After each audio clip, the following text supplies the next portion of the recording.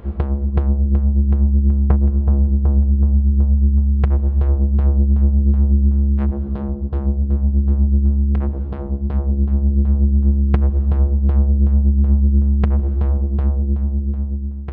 folks, I'm Spencer, and on today's episode of Cult Mania we're looking at what is supposedly one of the scariest things to ever be broadcast on British TV, Ghostwatch. Now, for those of you who don't know, Ghostwatch was a TV drama broadcast on the BBC on Halloween 1992. But it doesn't look like a TV drama. It looks like a live broadcast with a studio, phone-ins, interviews, and a documentary crew on site in one of Britain's most haunted houses.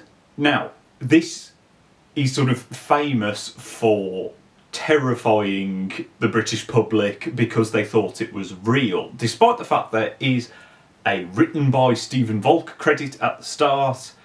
The phone line that you know, there's a number on screen for you to phone. If you phone that, it said, "This is not real."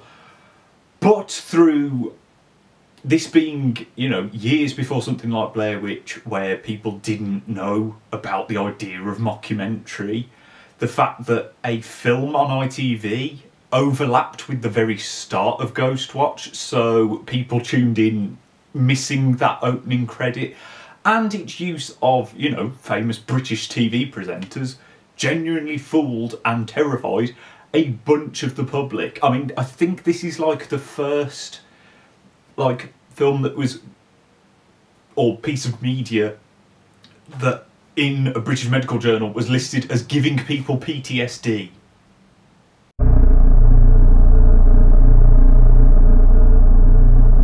Now, as I said, Ghostwatch was set up as this sort of live investigation into a British haunting, presented by Michael Parkinson, who, to people of my age, is best known for selling you old people insurance for Sun Life and trying to get you a fountain pen or whatever.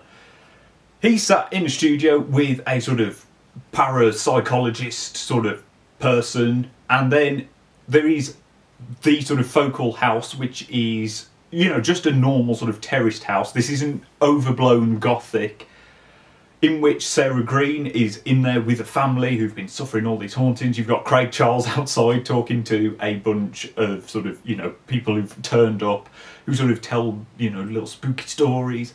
And basically, you are watching this family, this mother and two girls, wander around their house, and spooky stuff starts happening, and it's like, is it real? Is it not real? Is there a real ghost called Pipes?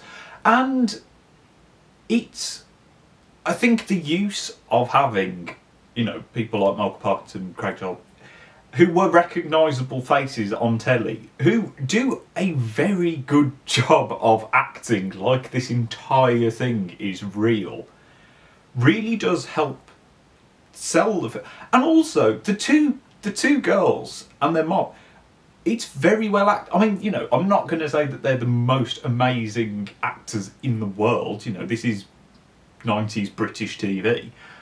But it is convincing enough. And with everything else being thrown around, you know, the live links to different people, the phoning, it does construct a very believable and, you know, very realistic version of a haunting, or, you know, as real as someone who's never personally experienced one can assume one would be.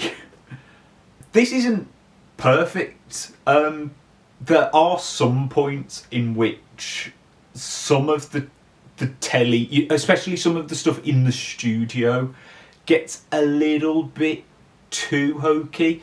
Like, I like that the setup for the studio is a bit too over the top. You know, they've got skulls and stuff like that around, which lends it this sort of cheesy Halloween vibe that feels more sort of, it almost creates a distinction because it's quite cheesy, and then the actual scary stuff isn't particularly cheesy. You know, it's played very dead straight.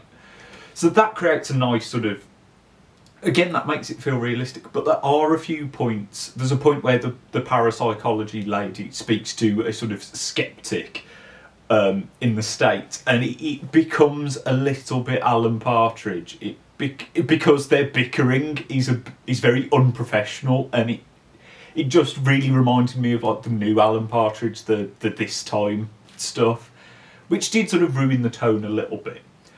Not as much as the fact that one of the central things about the hauntings is that there is this room under the stairs, like a basement door.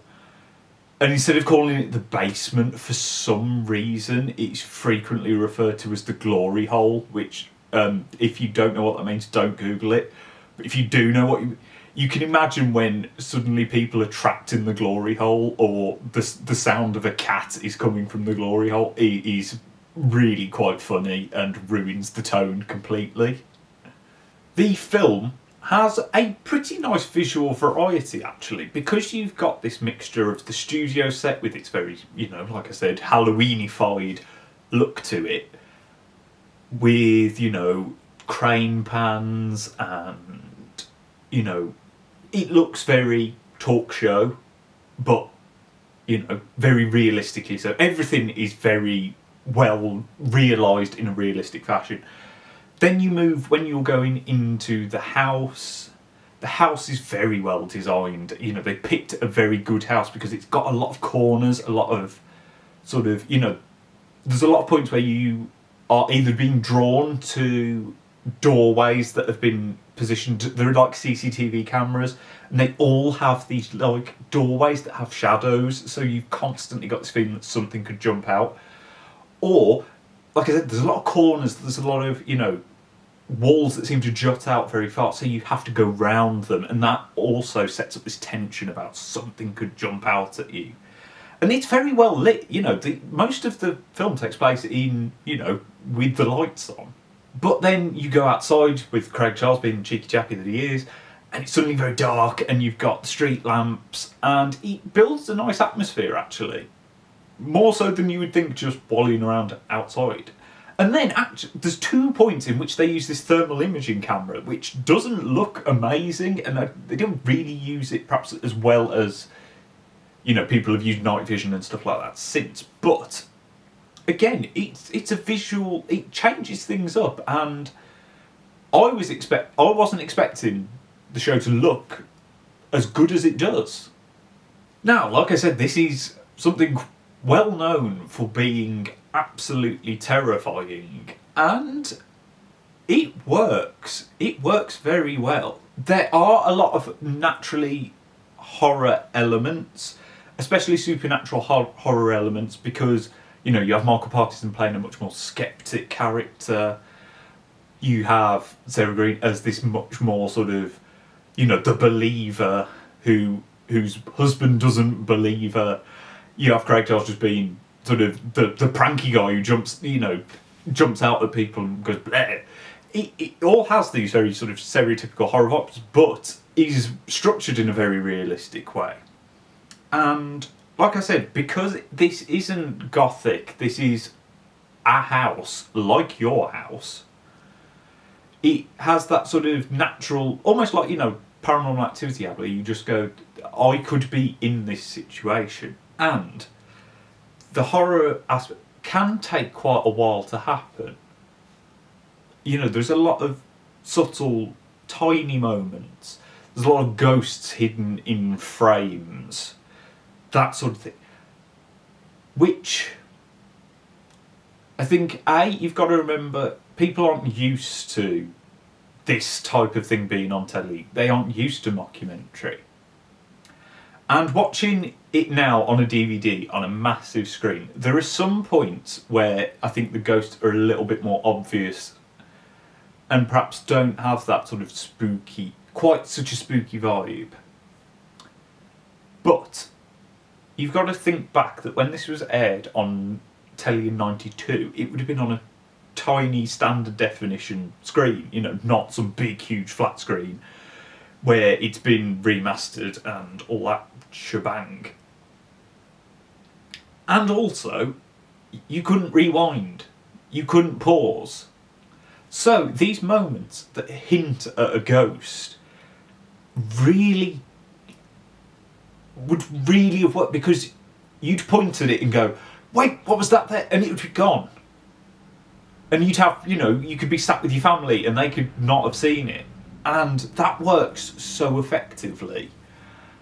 And like I said, it's subtle. A big moment can be just a picture frame falling off, but it builds attention so well. And there is a point in which a child speaks with a ghost voice, and it is genuinely the most terrifying voice from another place that I have ever heard, because it is so uncanny and so...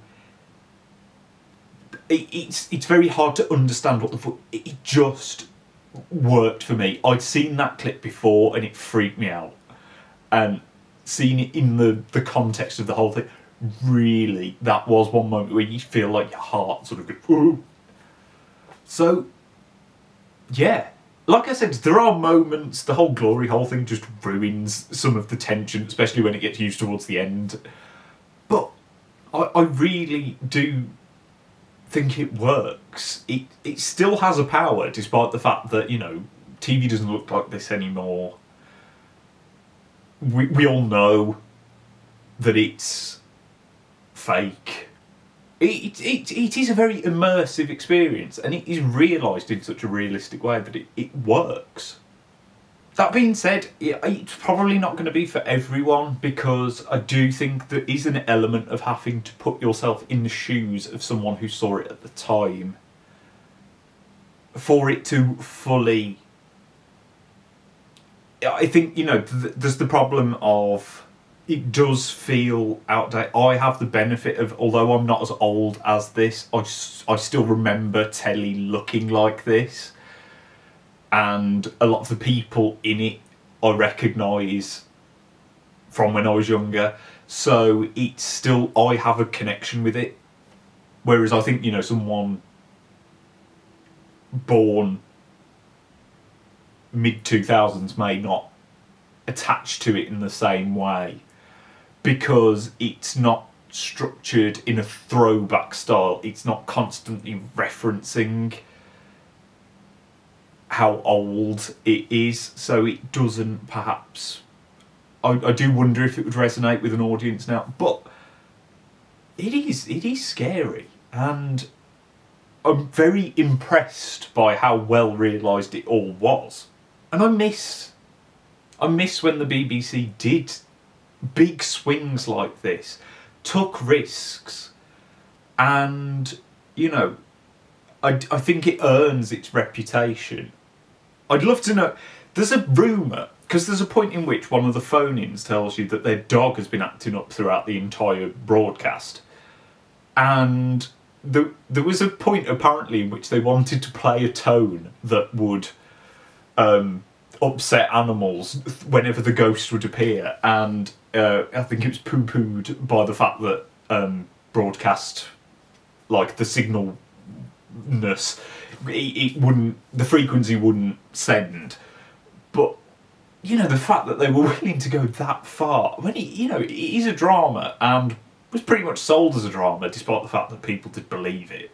You don't get that on telly anymore. You don't get it on British telly anyway, and I think that's a real shame. It is a wonderful little relic from another time, and it is very much worth a watch. I'm very much excited to watch it again. It's very much a shame that this 101 Films release doesn't have any sort of behind the scenes or a documentary on it, because it's fascinating. It really is. And this is the key thing. Watching it was just as enjoyable as reading about it. Whereas I've had, controversial telly things before, controversial films. Reading about them is far more interesting than actually watching them. This is really interesting and worth watching. But that's just my opinion. Have you seen Ghostwatch? What did you think of it? Did it scar you for life back in the day? Let me know down in the comments. Like and subscribe so you don't miss any more videos, and I shall see you next time.